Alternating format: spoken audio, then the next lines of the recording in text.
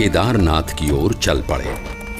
कोई भी ऐसा संजोग नहीं था जो इस 11 वर्षीय बालक की कल्याण यात्रा में बाधा डाल सके, चाहे वो शरीर की थकान हो या विकट से विकट रास्ता।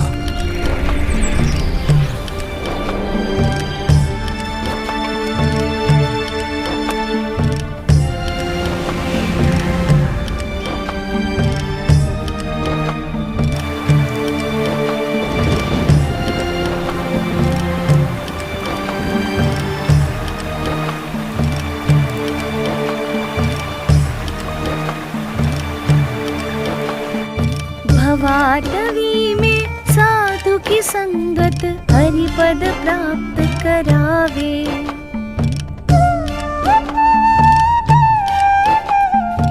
हो साक्षात केदारनाथ। जय बाबा, जय केदार।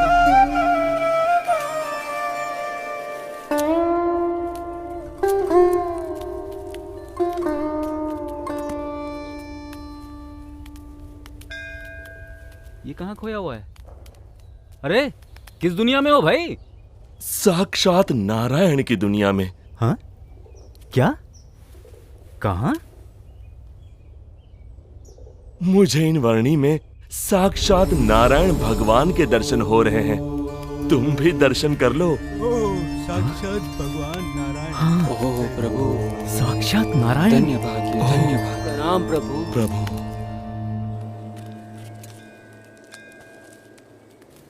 मान लो कि तुम यहाँ केदारनाथ में हो।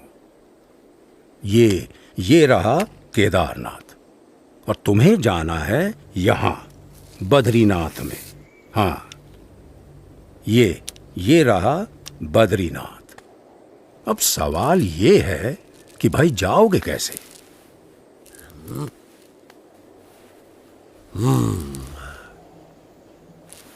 तो तुमको जाना पड़ेगा पहले ज्योतिर्मठ, ये यहाँ पर, और फिर यहाँ से ऊपर ये हाँ, यहाँ तुम पहुंचोगे बद्रीनाथ। ये तो बड़ा लंबा रास्ता है, ज्यादा समय लग जाएगा। यही एक भला चंगा रास्ता है जो तुम्हें सही सलामत पहुंचा सके। और कहीं इधर उधर भटकने गए तो हमेशा के लिए भटक जाओगे। किसी जंगली जानवर का शिकार हो जाओगे, या भटकते भटकते ही मौत के मुंह में जा गिरोगे। हाँ, फिर तो हम इसी रास्ते से जाएंगे। हाँ भाई, क्या कहना है तुम्हारा? हाँ भाई, जान बचेगी तो ही तो बद्रीनाथ पहुंचेंगे। हाँ?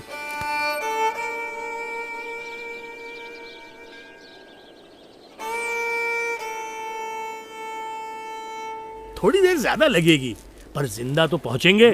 हाँ, सही समझे। हाँ भाई, सुरक्षित रास्ते से ही चलेंगे।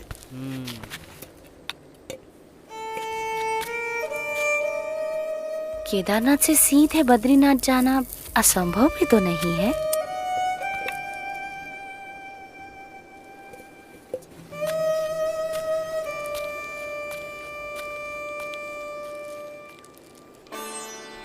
केदारनाथ से सीधे बद्रीनाथ, एक ऐसा मार्ग जिससे गुजरने के बारे में कोई सामान्य मानवी तो सोच भी नहीं सकता था, जहां मानो मनुष्य जीवन का अस्तित्व ही नहीं था। ऐसा कुछ भी नहीं था जो मनुष्यों को जीवित रहने देने का कारण बने। अगर कुछ था तो बस कदम कदम पर खतरा।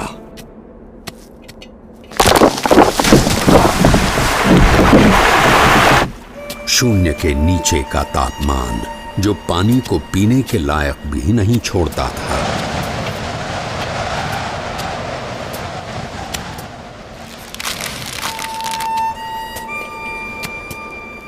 मीलों तक फैली हुई बर्फ जैसे विपत्तियों का महासागर, और हर क्षण मृत्यु का आह्वान।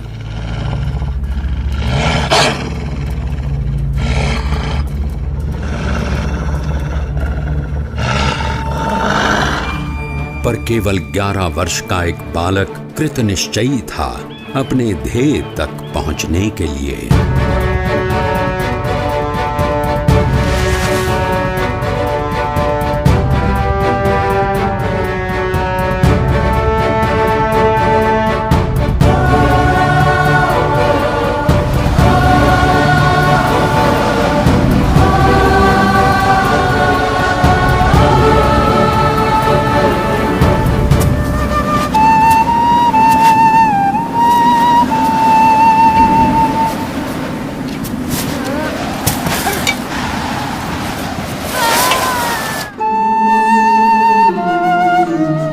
परमात्मनि यो रक्तो विरक्तो अपरमात्मनि।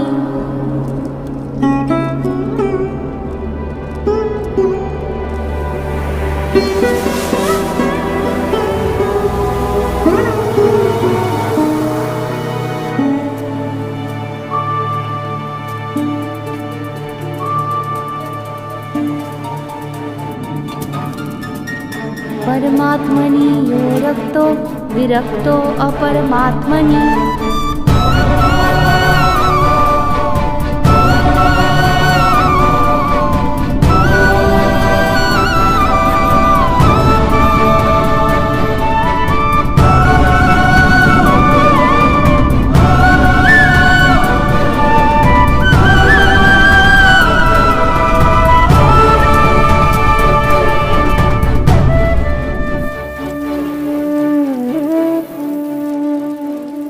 इस ठंड में हम लोग यहाँ कंबल ओढ़कर भी ठीक से सो नहीं पा रहे हैं, और वो बच्चा नंगे पांव खुले शरीर केदारनाथ से सीधे बद्रीनाथ के विकट रास्ते पर अकेला चल पड़ा है। क्या हुआ होगा उसका?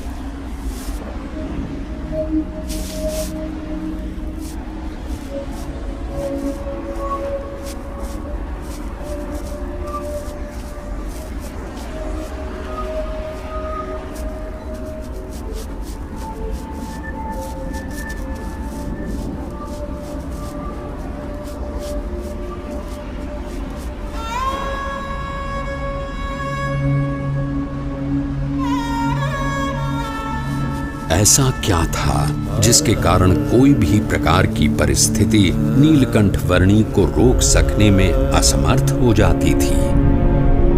कभी हिम प्रपात तो कभी भयानक बारिश, अनजान और निर्जन रास्तों में जंगली जानवरों से आकस्मिक भेंट, अनजान रास्तों को समझकर पहाड़ियों और खाइयों के बीच में से भी रास्ता कर लेने की चुनौती, और आराम करने के लिए धरती का बिछौना और आकाश की चद्दर। नीलकंठ वर्णी की दृष्टि में ऐसा कुछ भी नहीं था जो इस मनुष्य शरीर से नहीं हो सकता था। देह भाव से पर और मनोभाव से पर नीलकंठ वर्णी की आध्यात्मिक स्थिति ही ऐसी थी जो किसी भी परिस्थिति से ऊपर उठकर उनकी कल्याण यात्रा को आगे बढ़ाए रखती थी।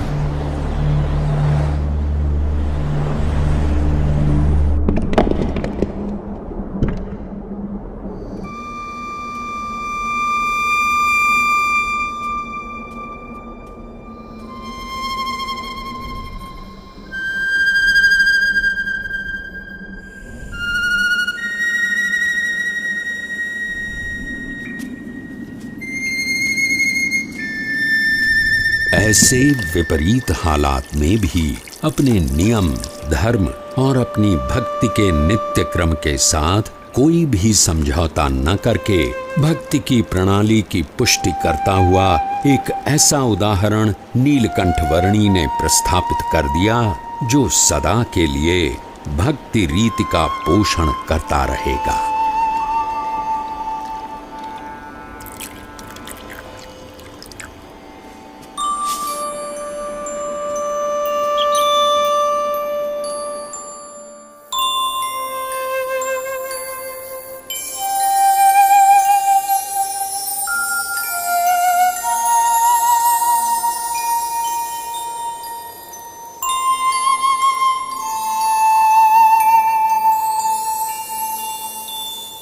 आज के समय में भी कई लोग साथ मिलकर बहुत सारी सुविधाओं के साथ जिसे पार करने के लिए हिचकिचाते हैं, वैसा केदारनाथ से सीधे बद्रीनाथ जाने का लगभग 75 किलोमीटर का मार्ग नीलकंठ वर्णी ने नंगे पांव, खुले शरीर, अकेले केवल 9 दिनों में पार कर लिया।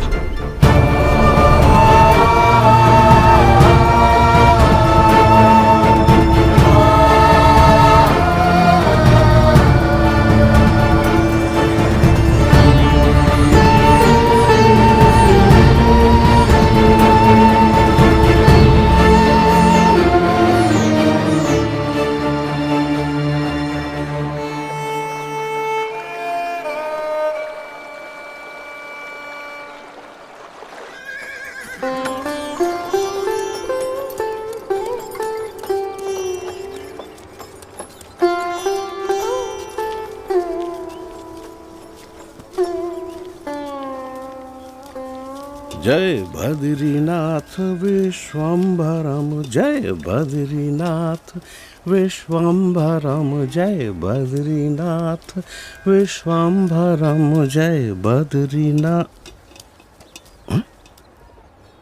अरे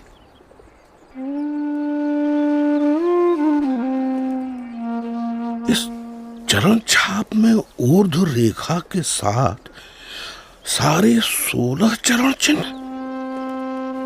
ये तो स्वयं परमात्मा के चरणों की छाप है।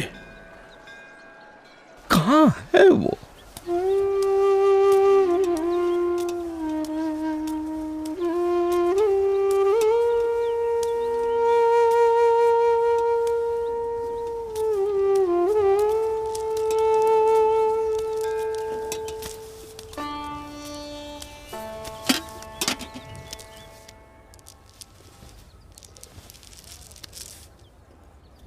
प्रणाम।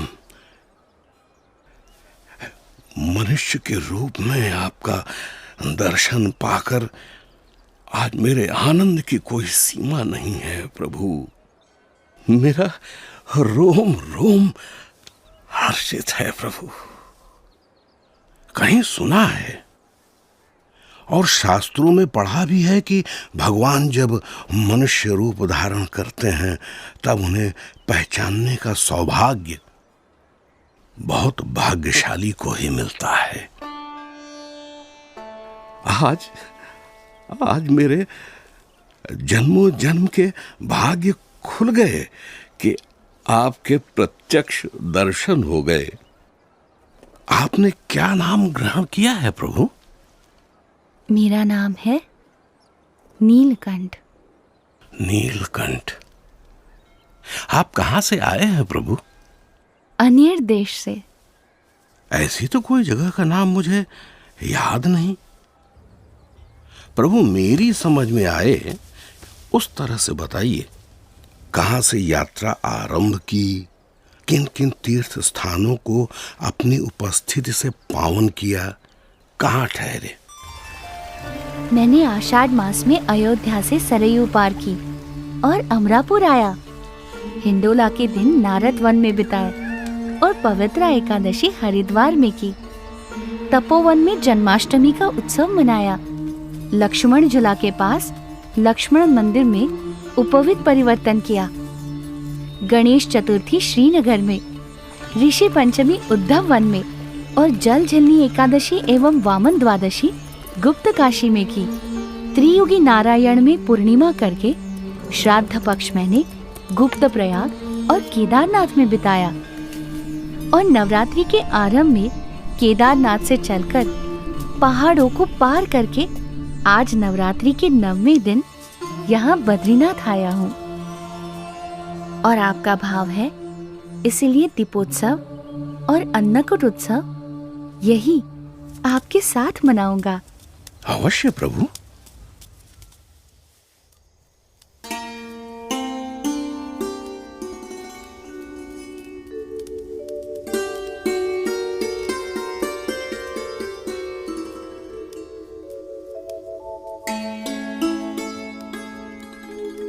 पवन मंद सुगंध शीतल हेम मंदिर शोभितम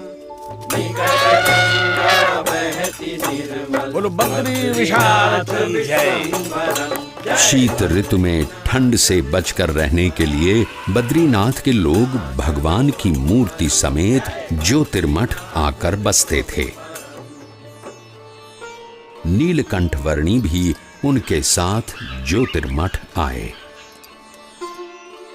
अहम ब्रह्मास्मि अहम ब्रह्मास्मि अयम आत्मा ब्रह्म एव अयम आत्मा ब्रह्म एव। ये सब उपनिषद के मंत्रों का अच्छा पाठ कर रहे हैं।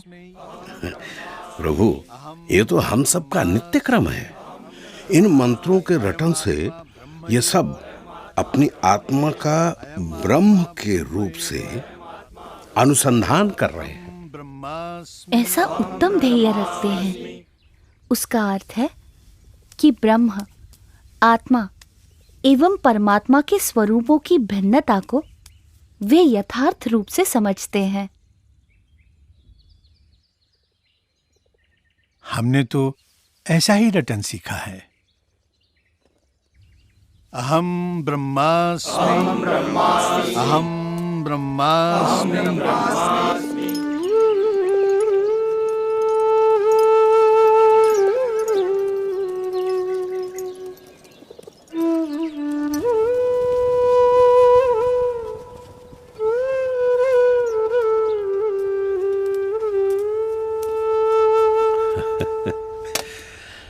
क्या देख रहे हो बालयोगी? मुझे मानसरोवर जाना है। क्या आप रास्ता दिखा सकते हैं? अभी से रास्ता पूछ के आप क्या करोगे? अरे जब ठंड की ऋतु समाप्त हो जाएगी तब बहुत सारे लोग वहां जाएंगे, उनके साथ चले जाना। हाँ? मुझे तो अभी जाना है। है? इस ठंड में?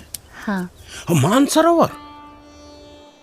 अरे प्रभु, ऊपर की ठंड तो आग की तरह जलाती है।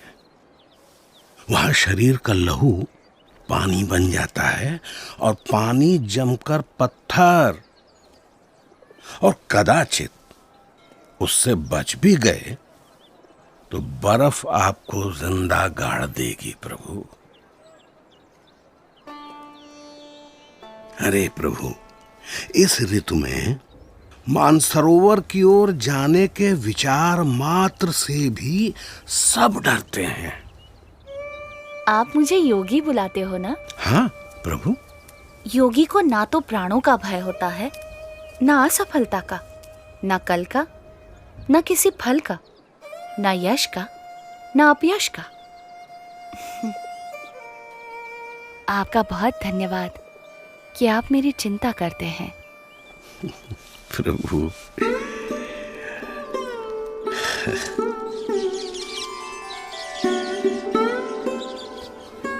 ऊपर की ठंड से बचने के लिए कंबल पर्याप्त तो नहीं है, फिर भी स्वीकार कीजिए।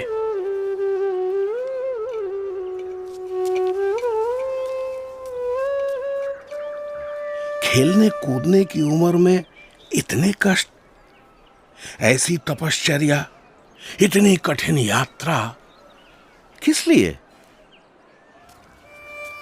मेरी यात्रा कल्याण के लिए है। मैं आपसे फिर मिलूंगा।